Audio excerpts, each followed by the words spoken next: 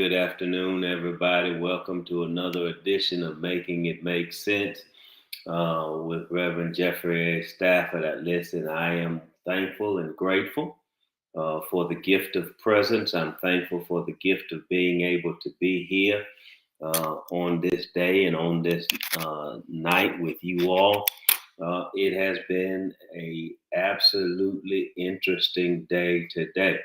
Um, Many of you all know that I live here in the city of Jackson, Mississippi.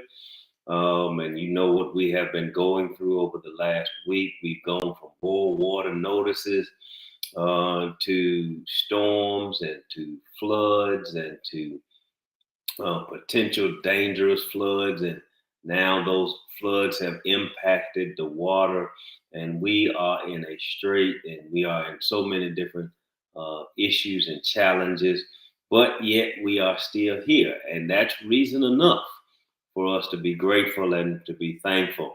As you can tell, what we're going to talk about today is water, water everywhere. Weather and waste, don't you dare. Listen, I had intended to possibly come on here tonight and talk about the waste disposal contract, to talk about the issues that we're dealing with our boil water notice, to deal with some of the other issues. But we have had so many other issues, from water from floods, water backing up, water wastewater, water not being able to be consumed, and people dealing with water. We're seeing our new format of how COVID numbers are being presented to us. And it's just a lot to deal with. It's a lot to go on. And right before I came on, even before that, I received a couple of text messages about some other issues and challenges that we're having in our community, with bomb threats, with bullying, with young men and women who are living dangerously and as if they have no hope. And so, yet again, we are in that place, and we're in that position where we are simply getting together, trying to make it make sense. And so, as we're making it make sense, I want to ask you again, as I ask each week, what are you making? What are you trying to make sense today? What are you making make sense in your mindset today? With all that is going on in our capital city of Mississippi, with all that's going on between the communication, non-communication, cooperation, non-cooperation, between our state government and our local government. And even now, our federal government has weighed in on all of the things that are happening within the context of our city.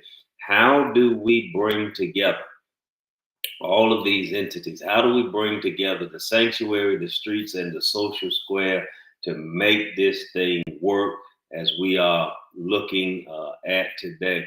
I want to try something today.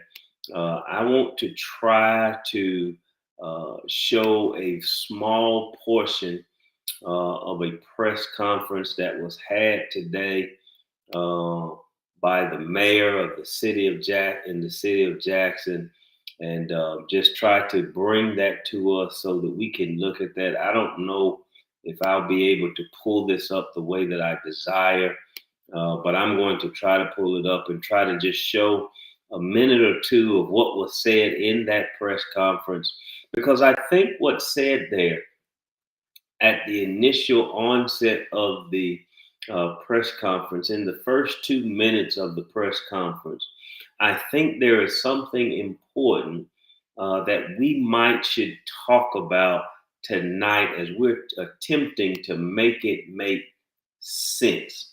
And if we're going to make it make sense in our lives today, I think it is absolutely critical and important that we share this perspective and see what's actually going on. So I want to try to play it. I've never tried this before. This is something new. This is something that I'm trying to actually play a video as a part of our conversation. And I'm gonna play it directly from Facebook because that's where I initially saw it. And so I'm gonna try to play this little snippet, uh, and it's about 2 minutes long. So give a quick listen to it if you can. Oh, I'm not talking. And let's see how this works out.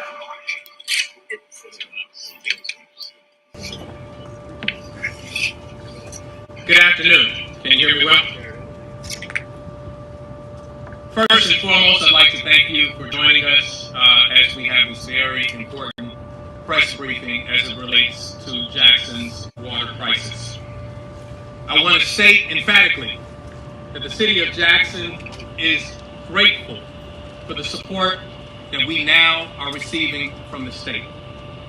We've been going it alone for the better part of 2 years when it comes to the Jackson water crisis.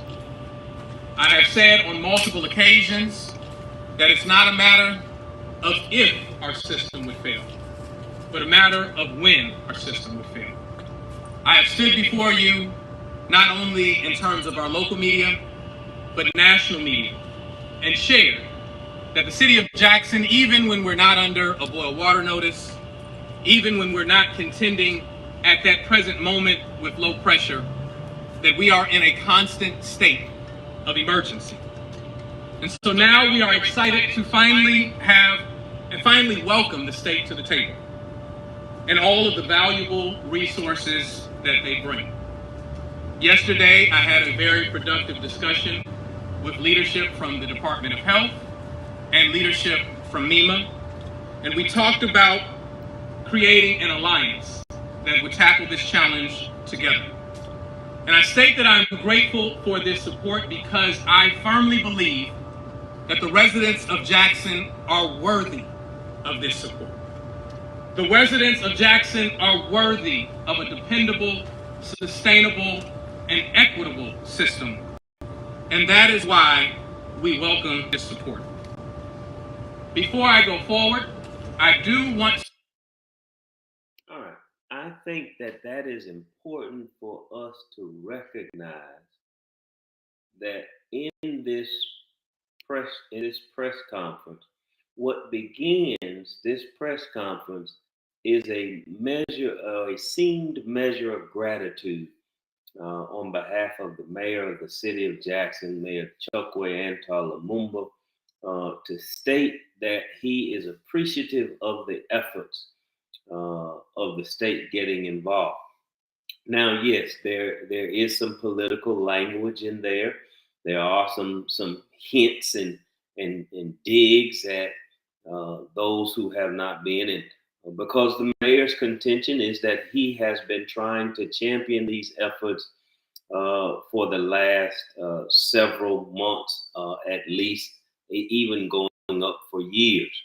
But I think it's important that we acknowledge that what has been what has not been happening is that there's not been communication between the state and the local government in an amicable, professional, ethical way that has allowed us to move this conversation forward. But not only what was said, I want you to take a look at what you see. What do you see in the picture? Uh, because what I see in this picture is uh, I see pastors. I see specifically. I can see in the gray jacket. I can see Pastor Dwayne Pickett. I can see Pastor Crudup, and I can see some other brothers of the clergy whose name that I am not familiar with, but they are standing in the front line. They are standing on the front steps, standing immediately behind the mayor there, as if a show of support for the city, a show of support for the mayor, a show of support for what's occurring in this water crisis, what's happening in the context of our city, dealing with not only the rivers of water from the reservoir that flooded over the weekend, not only dealing with the drinkable water that is now currently not drinkable. We've been under a boil water notice for over a month. And now we have additional issues where many people lost water pressure and people were not even able to flush their toilets or do any of those things. And so we have water everywhere. We don't really even have time to deal with the weather issues and the waste issues. And but I want to know from you all today, what are the things that are you are trying to make sense out of what has happened today? I'm going to, as a part of this conversation, there are some things that I think about what has been happening. There are some things I think about what the governor has said on. And for those of you who don't know, let me kind of unpack it for you. On yesterday, the governor had a press conference, or well, on Sunday, I believe it was. On one of those days, the governor had a press conference, said the water was raw water coming through there because of flooding and because of this and because of that. And there's been miscommunication from one area to another area. And we have had a number of challenges. But what I am grateful for, what I am thankful for, is that the state has finally made a decision to actually get involved.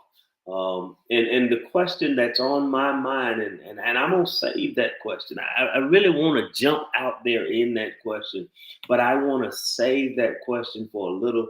But it has something to do with the governor making a veto earlier this year.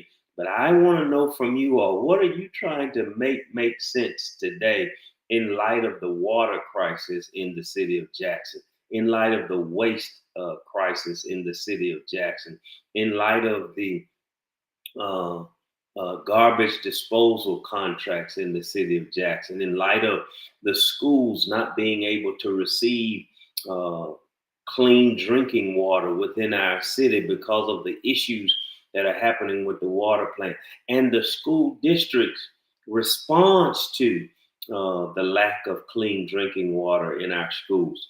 What has been their response? What are you wanting to make sense today? Let me hear from you. Just put it in the chat box. Send me a message. Let me know the things that are concerning you, that are bothering you, that are happening here. But now let me go back to this picture before I close it out. Notice that in this picture, there are clergymen, there are community leaders, there are communication specialists, there is at least one council person, there is the chief of staff in the picture. There are more people in this picture that have now been a part of the conversation and at the table, that have been that at least that the community has been allowed to bear witness to over the last 6 months. And that picture is an emerging picture of what we need to see inside the city and inside the community of what should be happening in this time of crisis that we are in. It is imperative that leadership behave credibly, that leadership act responsibly, that leadership forget about their pride and their own political aspirations and ideologies and different things that hold us back from having the hard conversations that we need to have. Now, I know many of the people that I have conversations with are not necessarily too keen on Governor Tate Reeves, but we're thankful that he, who has the power of the purse of the state, has got involved and put those resources to bear to help out the city of Jackson, even though it's 6 months late, even though it's a year late. And yet he touts the fact that he was aware that there was a 2016 consent decree, EPA decree, that said that the city of Jackson needed to address their water issues, and yet he was silent then. When the city wanted to make efforts to use some of the funds that they had available through the 1 cent sales fund. It was vetoed. He wanted to remain silent then. In February of this year, when we had another water issue, he was silent then. Even a month or so ago, a couple of months ago, when the state legislature had passed legislation to award the city of Jackson with $40+ million, the governor vetoed that money and said Jackson needed to take care of its own business and that the state was not going to provide that money because it in a short way of saying it, what the governor was suggesting was that giving Jackson leadership $40+ million was a waste of time, energy, effort, and resources. But a day or so ago, he had a press conference to say that he is bringing the full resources of the state of Mississippi to bear on the crisis and the problem that's having. I want to know if it makes sense to you all that we have water everywhere. And just 2 days ago, the governor of the state of Mississippi decides that it's important enough to get involved. And yes, the governor gives him explicit rationale as to why his involvement is there. He says there are two separate things to say that you have a boil water notice, which is a crisis in of itself, but that you've had a boil water notice for over a month. It is an inconvenience, but in the governor's perspective, it was not worthy up to the level of being a crisis to the point where he needed to get involved. However, now that the water at the Silas building, where in the state capitol, is no longer functioning, no longer adequate, no longer pressurable, now they're going to get involved. Now they're going to bring the full brunt of the state's resources available, and they're going to partner with the city of Jackson to make those resources available in a 50-50 split. What a wonderful thing. Here's my question for the governor, and here's my question for the mayor. Why couldn't y'all do this 6 months ago? Why could you all not come to the table when we knew we had a water crisis, when the governor had the same available resources, because he champions talking about what happened last year with the vaccine rollout? He champions that. He takes pride in talking about that.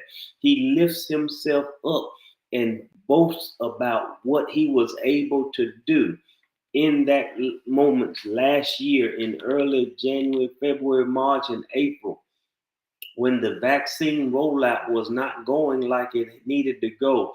And he was able to marshal the National Guard and the medical community and the State Department of Health and get all of the people involved, get MEMA involved and FEMA involved for the crisis of making sure that the citizens of the state of Mississippi would have vaccination options. And you know what that all of that marshaling led to? A grand total, as much as it did, of 52% vaccination status in the state of Mississippi. And we're still having over 1,000 cases of COVID-19 a day, and still having 2% of our population that contracts COVID to succumb to the virus. That is absolutely ridiculous. But that's what he championed from last year. So why could the governor and the mayor of the city of Jackson not sit down and meet together and let cooler heads prevail, lay aside their pride, lay aside that which keeps them from communicating, lay aside their conservative and liberal ideologies, lay aside their Democrat and Republican name brands, and sit down and say, we have a crisis in the city of Jackson. Governor, we know you don't stay in Jackson often, but we know you run by Jackson every now and again because you have a governor's mansion there. But we know you just white guy from Rankin County, as you say that you are. Um, and because of all of the national news that's now being put on the city of Jackson, now the governor wants to get in.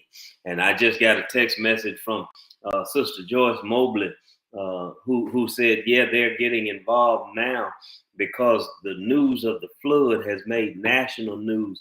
And when national news gets there, what better way to get yourself some national recognition by the part of the governor than to put his face in the space where that national news is happening, to try to turn the story around as if somehow he's offering some level of superb leadership to the citizens of Jackson and to the state of Mississippi by championing the cause of what's going on in the city. And so we haven't heard from the governor. What we have heard from the governor is that I'm frustrated as a citizen of the state of Mississippi, as a citizen of Jackson, who works in Jackson, whose office is in Jackson, whose governor's mansion is in Jackson. We've heard from the governor that he has been frustrated with the city of Jackson. But at the same time that he was frustrated, he couldn't find out a way to not veto the $40+ million that Jackson had requested to address these water crisis issues that the mayor has been saying, to the mayor's credit. Now, I got some issues with the mayor too, so you all might get mad at me on both fronts today. I got some issues with what the mayor has been saying. I got some issues with what the governor has not been saying. And my major issue is that the governor and the mayor have not yet sat down. Notice at what you did not see on the picture that I showed you, what you could not see, what you did not see, what they will not allow you to see is the governor and the mayor in the same room, in the same space, in the same place at the same time. Look at the picture one more time. Notice what you do not see. You do not see the governor. You do not see a representative of the governor. You do not see any representative from MEMA or from FEMA or from Mississippi Department of Health or from any of the other entities that the governor has called to the press conferences that he has had. You do not see any of those persons at that press conference that the mayor held. And then if you go and look and get a snapshot of the governor's presser, which he had earlier today, you do not see the mayor there. And so I am wondering if you can make it make sense for us today. Can we have a conversation about this stuff making sense? How you got two different entities. You got a governor and you got a mayor who are both having press conferences about the same crisis in the same city at the same issue in the same way, who both of them are saying that we are going to work together. The mayor is saying that he appreciates the governor for stepping in and helping out, but yet he holds a press conference at 1 o'clock. I don't know what time it was, and the governor holds one at 4 o'clock, and neither of the two are ever at the other's press conference. And so, what are we saying by our the optics of what we're seeing, where you see the church and the community and the city council represented on the city side, but then on the state side, you see none of those persons represented there. Mother Brown, who's always listening in with us and always chiming in, she says, always take inventory of your state's needs and work as a team to correct what is wrong. Thereby, crises of this sort can possibly be prevented before they happen. Absolutely right on it, Mother Brown. If the mayor and the city council and the governor and the state legislature had been meeting at the table as we talked about on last week. And I am told, and I have good credible evidence, that there was a meeting held Monday morning or between Monday morning and Monday afternoon about 1 o'clock between several different entities sitting down at the table, coming together and having an honest conversation about the issues that are affecting the city of Jackson, especially as relates to the water, the wastewater, now the waste in terms of our trash and everything else. Jackson is replete with problems. And there are so many things that could have been mitigated a long time ago, and I'm trying real hard to stay focused on the water issue, the drinking water and the wastewater, because what I don't want to get too deep and too far off track with is this trash contract. Lord, I can't. It is about to burn me up what they are doing with that trash contract, but. What we have to do is make sure that we are addressing those issues and those challenges. And out of that meeting on Monday came a letter to the governor from the state legislatures, from the Jackson leadership of the state legislature, calling for a special session. From that meeting came other people getting involved. Now we have heard now, and I can't pull it up, and I've been looking for it all day, but I can pull it up on my phone. I don't know why I can't pull it up on the web, but we have heard from our congressional leaders on the issue. And here's what our congressional leaders are saying. Let me read to you what our congressional leaders are saying. This one comes from U.S. Senator Sidney Hyde Smith. She says, our capital city is hurting. Fixing Jackson's water and wastewater problems will have to be a local, state, and federal effort. I have and continue to be ready to use all my committee assignments in the U.S. Senate to assist with this monumental challenge. That's from the Senator Cindy Hyde Smith. Well, guess what, Cindy? You voted against the infrastructure bill that could have addressed some of these things. We're thankful that you're going on record now talking about Jackson, because as Sister Mobley said, who sent me that text message, once the city gets into the national news, then all of the national voices start coming out. Here's what Senator Roger Wicker had to say. His reaction: I have long supported federal efforts to improve Mississippi's water and wastewater infrastructure. I am ready to support the city and state as they seek additional resources to address this crisis. Now, little background: Roger Wicker toured the water treatment plant with the mayor on Monday and made this statement on Monday afternoon. But Roger Wicker is also championing the One Lake project, which some people are for and some people are against. I don't know. I don't really know which side I stand on that issue. I'm not really worried about that right now.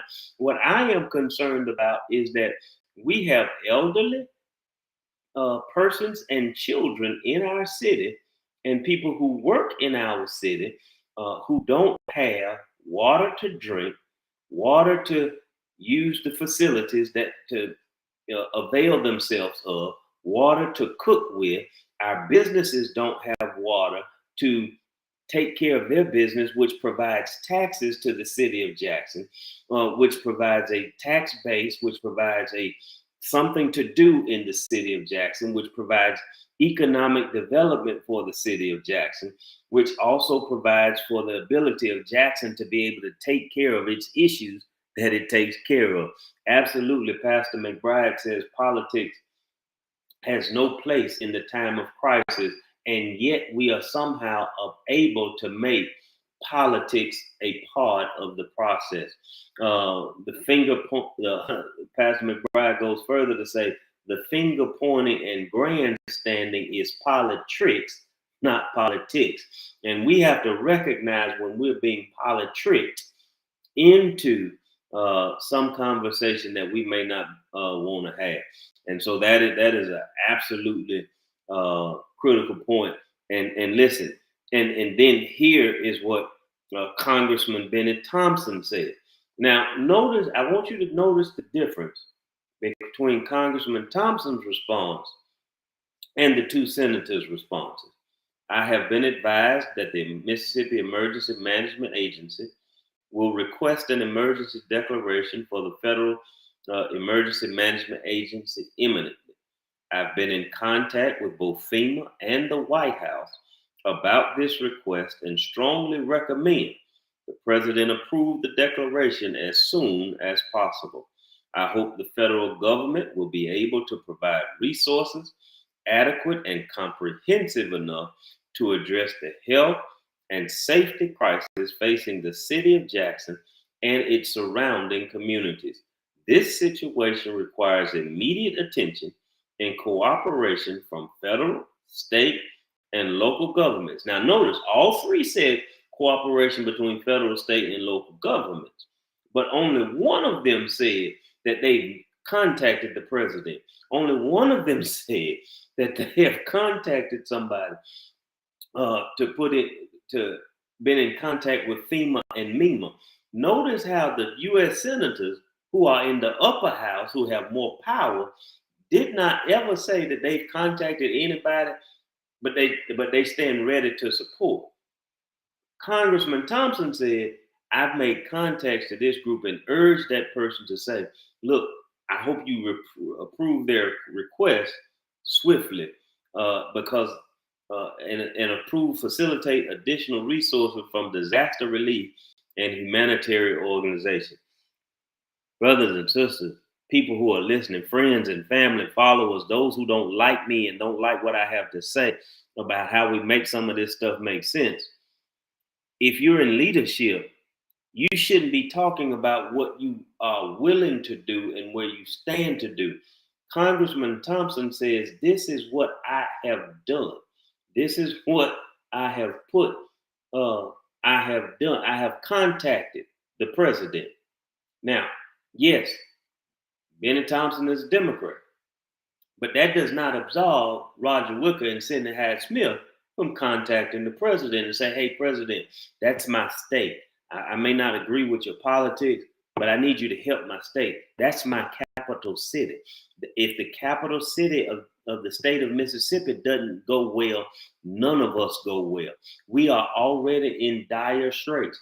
We need help. We need support. Now, you've heard two kind of nuanced responses that said, hey, listen, I want my state to do well. I'm going to be ready to, help out wherever I can. You've heard a strong response from Congressman Thompson that says, no, I have made the contacts that are necessary to help get the ball rolling. And I'm going to be working with anybody who's willing to make sure that these things are going to happen. Now, here's another response. This one is from Congressman Michael Guest from the state of Mississippi. As someone who grew up in the metro area, I remember when Jackson was the bold new city. But after decades of failed leadership, our capital is now failing. The latest water crisis is another in a long list of issues that is a result of ongoing stalemate at City Hall. Didn't mention the capital, but City Hall.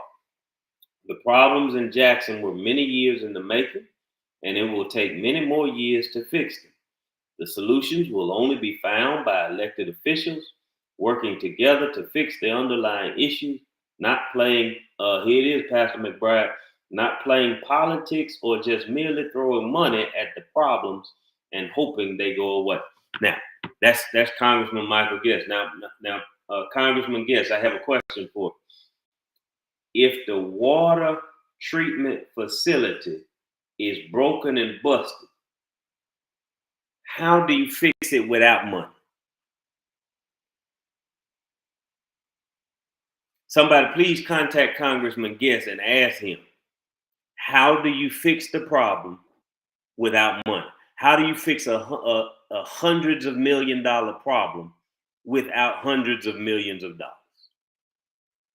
Because his response is, we should not just be throwing money at the problem.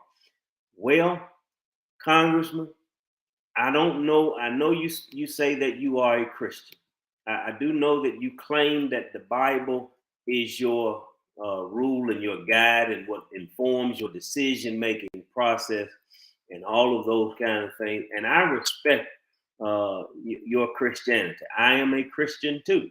Now, we obviously think differently about our Christianity because I believe that the Bible talks about money over 2,500 and something times in the scriptures, and how we handle money an awful lot, because it says a lot about the way that our faith and our finances respond to one another. And if that's the case, and as such, if it is the case in that manner, then somehow it is going to actually take money to actually solve this problem. It is going to take money for the repairs, money for the refurbishment, money for the replacement, money for the workers, money for the contractors, money for the people who work there, money to hire people, money to make it happen. It is going to take money, Congressman, for this problem to be dealt with.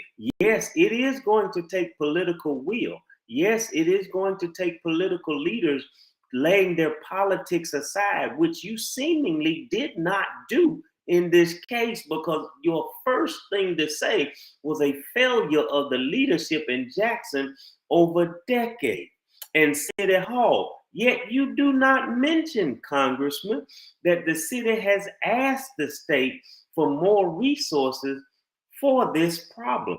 The city has asked the state to pay its fair share in taxes of all of the buildings that the state owns that don't pay taxes on. We used to get a donation in lieu of taxes, and that has been diminished. But let me add this too for you, brother Congressman. Ecclesiastes chapter 10, verse 19 says, a feast is made for laughter.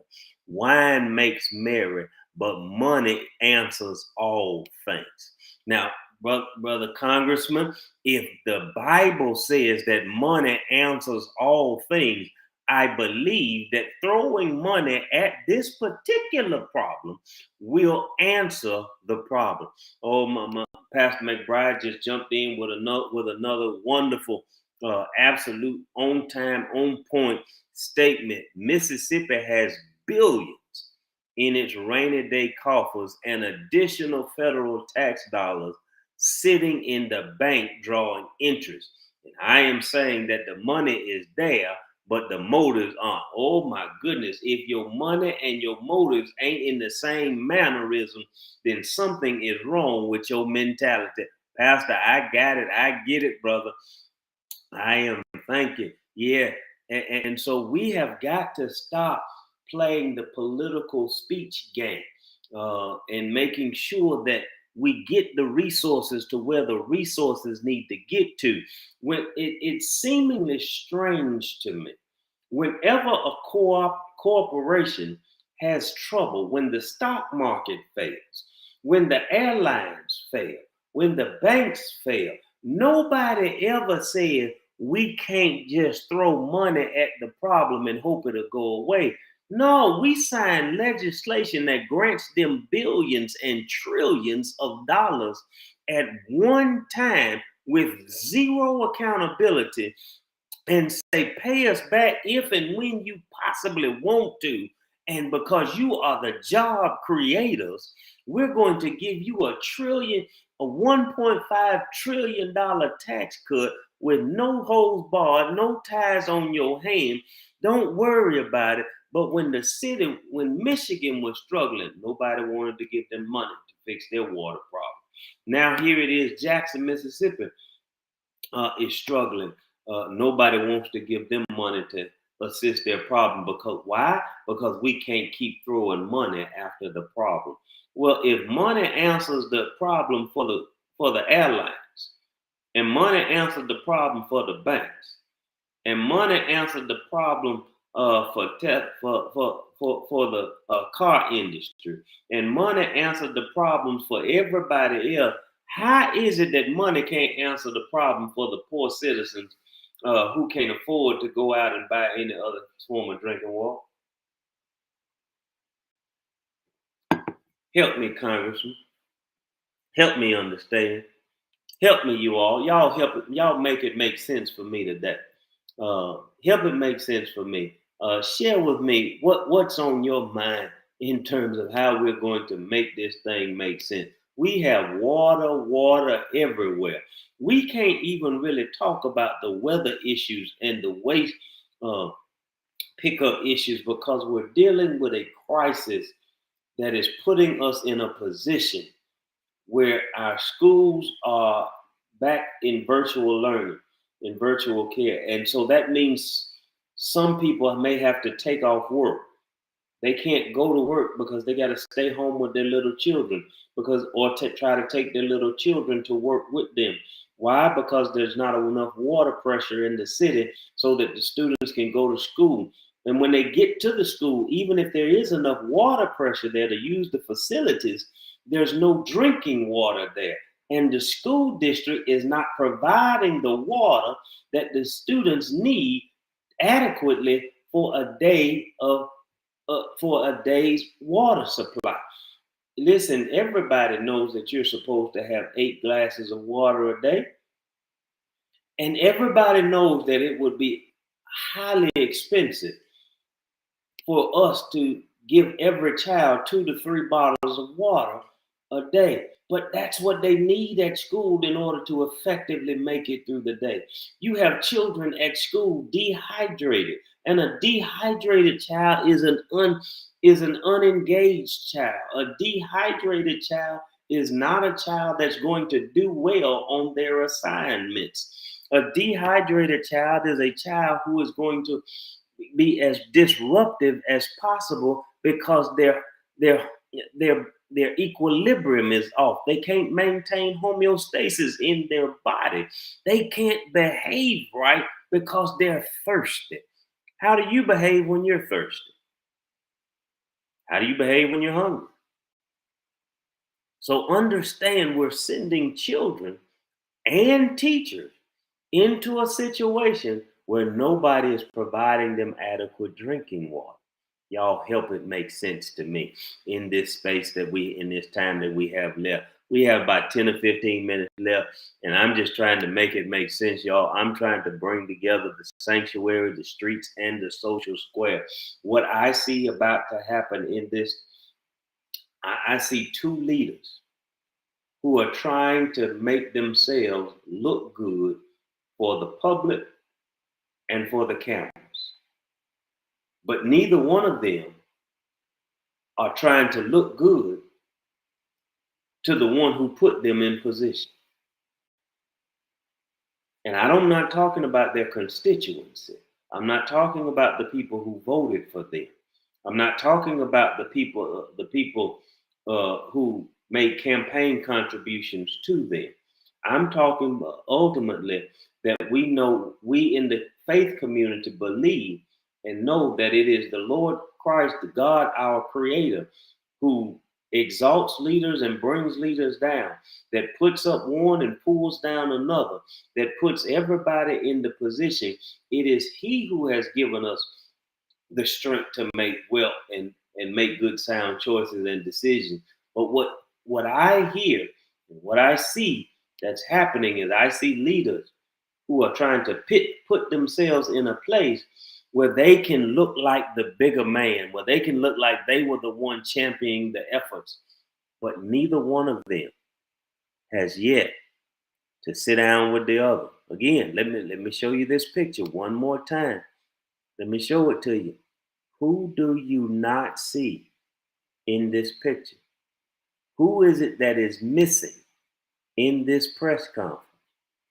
Who is it that is not there in that picture?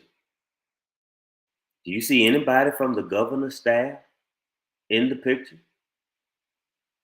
Do you see anybody on the governor's crisis response team in the picture? Do you see anybody in the picture that can help? Do you see anybody from the state level that's part of the process? They're not there. And if they're not there, why are you having a press conference?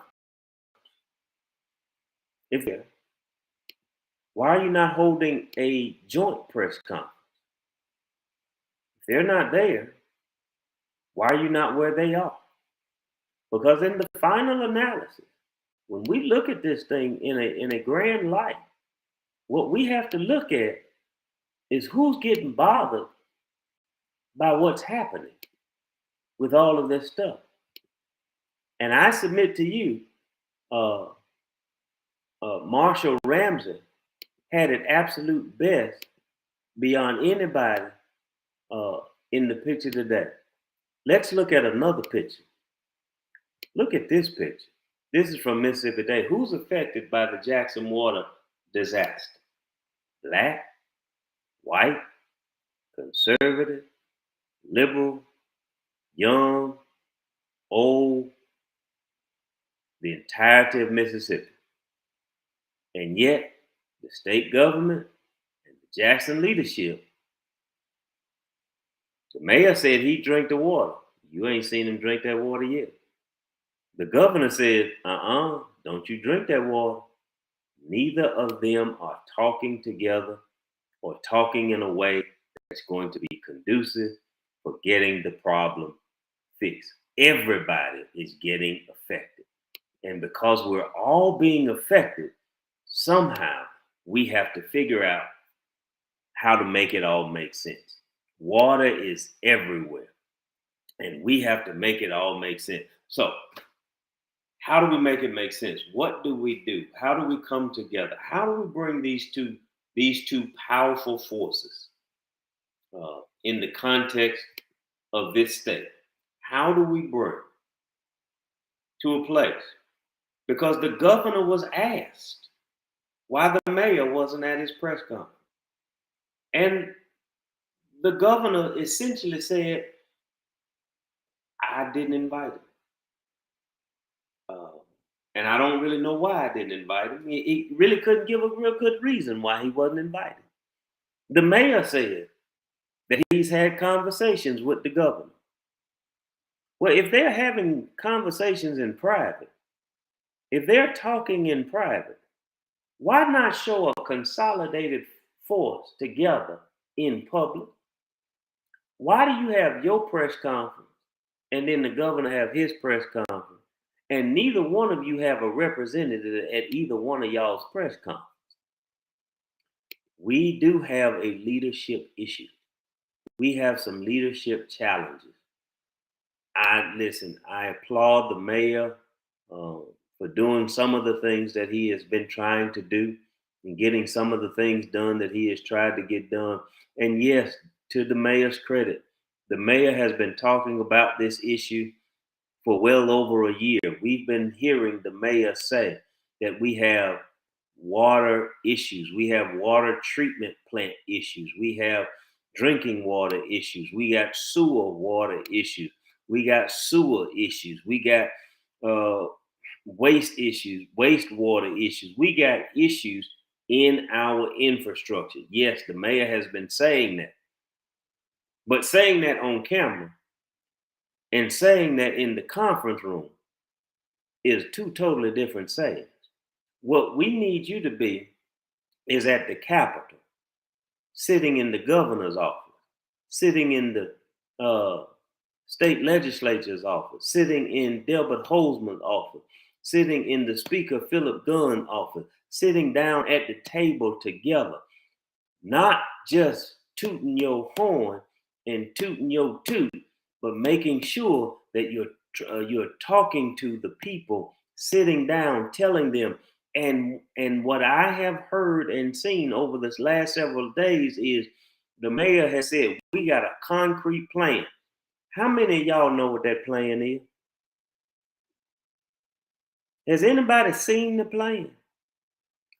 Doesn't that sound like somebody who used to tell us back in 2020 they had a plan and they got big plans because they got the best people, they got the best this, they got the best that, but they plan that we never saw the plan.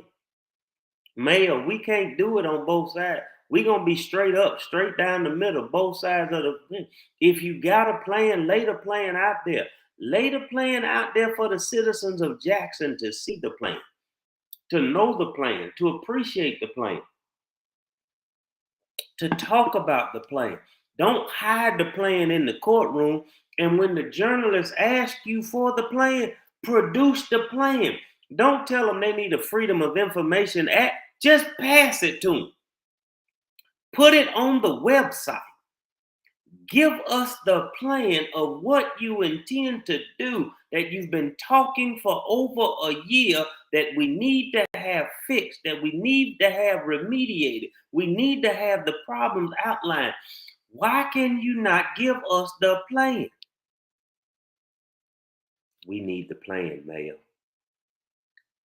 Hopefully now that the governor has gotten involved and the governor has said that they're going to split the cost with the city of Jackson, that now 50-50, they're going to split the cost. The mayor has agreed in principle. We're hoping that he'll agree on paper real soon. We're hoping that the city council will agree on paper real soon to put the effect in motion. The governor says a pump is on the way. Governor, they asked you for that kind of resource in February. Didn't give us anything. Governor, they asked you for $40+ million through the state legislature. Delbert Holdman, Philip Gunn got both of their Republican houses to agree to give Jackson, the city of Jackson, $40+ million through their legislative efforts. A majority Republican House and Senate agreed to give Jackson, a liberal bastion of Mississippi, 80% black, 90% Democrat, to give them $40+ million. Governor, you vetoed it and said Jackson need to learn to take care of themselves. But now when it's national news, now you're calling press conferences and you're avoiding keep putting the mayor in the part of the press conference. Y'all, I got to go. My time is winding down. I'm getting ready to get out of here. But I just want to make it make sense. If you have anything that's concerning you, any comments you want to make, I'm getting ready to get out of here. Here is what Isaiah chapter 3 says. Behold, the Lord of hosts, is taking away from the city and the country. He says Jerusalem and Judah. Jerusalem is the capital city of Judah. Jerusalem is the capital. And the Lord, it says, I'm going to take it away, both the stay and the staff, the security and the support. I'm going to take away your structures and everything else that is there. I'm going to take away the whole stay of bread and the stay of water, the source of water.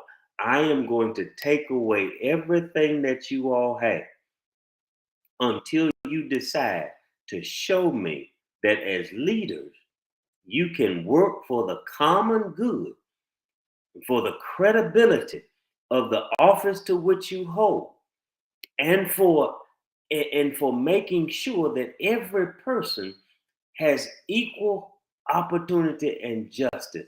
He says, I'm going to take away the mighty man, the man of war, the judge, the prophet, the prudent, the ancient, the captains, the honorable men, the counselors, the attorneys, the cunning artificers, the eloquent orators, and I'm going to give children to be over you, and babies shall rule over them. The Lord himself has said we got a bunch of babies ruling over us right now. Mother Brown, you're absolutely on it. One of the ways to solve these problems is for the church to become more of a credible witness and to be more communicative in this middle of this crisis than they have been before. Get the ministers in the city, get the officials and the state officials, have a prayer meeting, and once you get through praying, get up off your knees. And you know what? We don't even pray on our knees no more. Get up off your assignments, get up off your answers, get up off your assets, get up off of all of the other stuff you can get up off of, and then start being productive and producing. Because we can have, absolutely, we need prayer. Absolutely. Mother Brown said it, we need prayer for this city in a way that this city may not have been prayed for before. And I appreciate leaders like C.J. Rhodes who are going on and talking about this crisis. I appreciate leaders in the Jackson Association of Educator groups. I appreciate those leaders going on and championing the cause in various spaces and places that they have been in. I appreciate those persons who are willing to put their name and their reputations on the line so that we have the coverage that we need on this crisis, on this issue. And so I appreciate Congressman Thompson for saying, look, I've called the president. I've talked to the people at FEMA. Listen, I appreciate Congressman Guest, even though he believes that money won't solve the issue. And I just disagree with him because the Bible says that money will solve the issue. I appreciate Wicker and Smith and everybody else in our congressional leadership. I appreciate the people in our state leadership. But if all of you all are having your own little pressers and your own little statements, and you're not coming down to the table and sitting down to the table and working out solutions together, then all we're doing is making sound bites for our next political campaign or our next political fundraiser. And we can't keep doing that because the Lord says in Isaiah chapter 3 that I'm going to take away your security. I'm taking away your stay. I'm taking away your support. I'm taking away your structures. I'm taking away your safety. I'm taking away your what you consider to be those things that you need to live, your bread and your water. Until all of you leaders get yourselves together, I'm going to put babies in charge of you. And that's what we're acting like right now. We have babies that are acting out there. Listen, leaders, I implore you, get together, get in the room, come up with a solution. We understand you come from different camps, but this crisis is affecting everybody, rich and poor, black and white, conservative and liberal, Democrat and Republican, Jew and Gentile, Israelite and everybody and Christian. Everybody is being affected in this way. And yet we cannot get you all to understand we're all in the same boat together. We need a captain of the ship, but we need everybody in the ship and not these people over in their ship and those people over in their ship. Hey, y'all, that's my time. I got to go put my 5-year-old in the bed. And as always, I leave you with these words. The Lord bless you and the Lord keep you. The Lord lift up his countenance upon you and be gracious unto you. The Lord make his face to shine upon you and give you peace. And give you peace.